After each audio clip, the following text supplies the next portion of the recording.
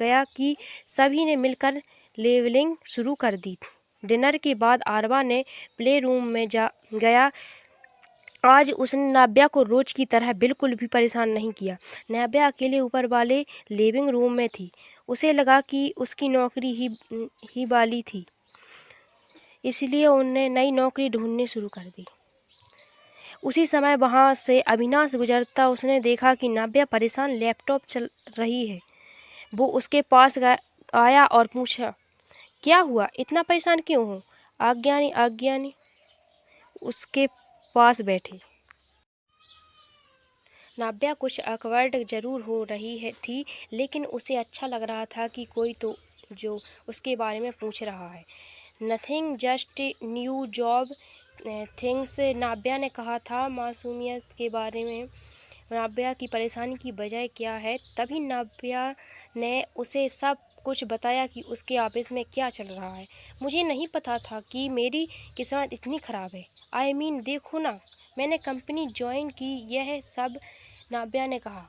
वो अच्छे हैं, अपनी चिंता और छुपी चिंता की कोशिश कर रही थी, लेकिन मासूम को सब कुछ साफ साफ दिखाई दे रहा था। ऐसा भी हो सकता है कि रिकॉल करना कंपनी की ज़रूरत हो, इससे उन्हें फ़ायदा भी हो सकता है और फ़ायदा भी हो सकता है। अविनाश ने नाव्या को कॉमेस की कोशिश की। सबसे बढ़िया उस बॉस का है जो इस कंपनी में है को चल रहा था। लोगों ने मुझे बताया कि आज कंपनी की वजह से उसका करलेंस एटीट्यूड कैसा है, और सच में अगर मुझे पता चले कि मेरी नौकरी सिर्फ 2 दिन के लिए है तो मैं कभी भी ज्वाइन नहीं करता। नाव्या की फ्रस्ट्रेशन उसकी बातों से साफा उम्मीद दे रही थी। इनिवेट में दूरी नौकरी ढूंढ रही, आई होप जल्दी मिल जाए। वैसे भी जिस कंपनी में उसकी एम्प्लॉयज़ की समीक्षा ना हो, उसका डूबना ही अच्छा है, नाव्या ने कंकाल में कहा। ये चौंका देने वाली बात है। नाव्या ने नहीं बताया था कि जिस कंपनी के बारे में वो ये बात कह रही थी वो अविनाश की थी। अविनाश को पहली बार समझ आया कि नाव्या आरवा की मुलाकात के साथ अपने काम को लेकर भी बहुत सीरियस थी। यहाँ विशाल आहूजा अपने अलग होटल के कमरे में थे। जिस तरह से पावर धीरे धीरे धारा उसके हाथ से जा रही थी, उसमें ये सब कुछ नज़र नहीं आ रहा था। वो टूटे फूटे इतना पागल हो गया था कि वो कमरे का सारा सामान इधर उधर फेंक दिया गया था। टीवी को ज़मीन पर फेंकते हुए वो चिल्लाया, नीचे हॉस्टल अपने कमरे में था। तभी एक नौकर भाग आया उसके पास। सर जल्दी ऊपर की ओर देखिए, विशाल सर विध्वंस से सब टूट कर रहे हैं, शीघ्र प्रयोजन, उन्हें चोट लग जाएगी सर। ए अपार्टमेंट ही एलिवेटर स्टार्ट खड़ा हुआ है। मैं भागा गया, विशाल के कमरे में चला गया। जिस तरह से विशाल रोबोट से आधा आ रहा था और चिल्ला रहा था, उसके प्रस्तुतिकरण के अस्तित्व देखी गई। विशाल ने क्या बनाया है? मोटो रूम का विधवा ने घबरा कर पूछा। दशहरा अन्यंत्र रुक जाए, अंदर मत जाओ, विशाल ने चिल्लाते हुए कहा। अरे किस बात का इंतजार? गुस्सा है अंदर। अल्ट्रासाउंड उषान की हरकतों को मैं कैसे भूल जाऊं? उसने मुझे बिना पूछे मेरी ही कंपनी के 3 एम्प्लॉयज़ को हटा दिया।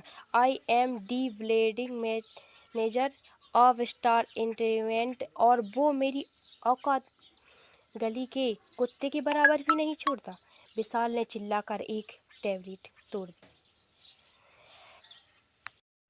इलेक्ट्रिकल अपने बेटे का गुस्से में अच्छे से जानता था, इसीलिए उसे डर था कि विशाल कहीं भी आपको ही नुकसान पहुंचा ले। विशाल, क्रोध इतना करने का कोई फ़ायदा नहीं है। यह भी जानिए कि यह सब कुछ अपनी तस्वीरों की वजह से हुआ है। मैंने कहा था कि बिजनेस को 3 साल पहले मत लो।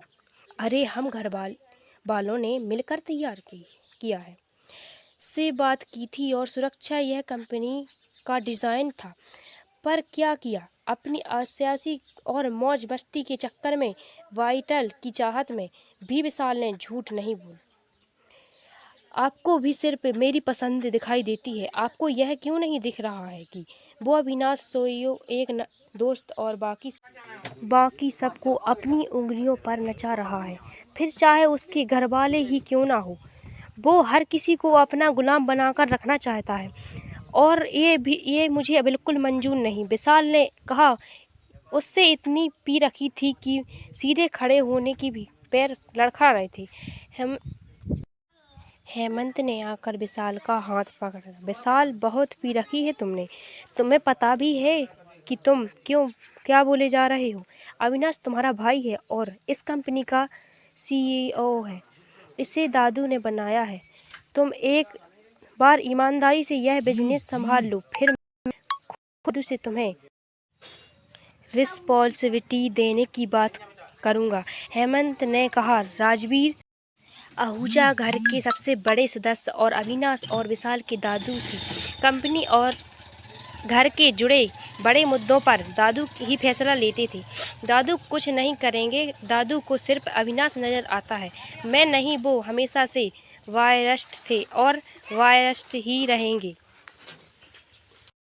विशाल ने गुस्से में कहा। विशाल, होश में आओ। काम करने के अलावा कोई रास्ता नहीं है तुम्हारे पास। अगर तुमने यह मौका भी गवा दिया तो सच में तुम अविनाश की गुलाम बन कर रह जाओगे और फिर मैं भी तुम्हारी कोई मदद नहीं कर पाऊंगा। हेमंत ने समझाया। उधर आहूजा मैंसन में अविनाश अपने कमरे में सोने के लिए आ गया और नाव्या आरबा को लेकर अपने गेस्ट रूम में। आरबा तो दिन भर खेल कर आराम से सो गया था, लेकिन नाव्या को नई जगह पर लेटने की वजह से रात भर ठीक से नींद नहीं आ रही थी। अगली सुबह उठकर फिर से नाव्या ने नई जॉब की तलाश शुरू कर दी। तब अगले एपिसोड के लिए चैनल को सब्सक्राइब करें, लाइक और शेयर करें। Thank you.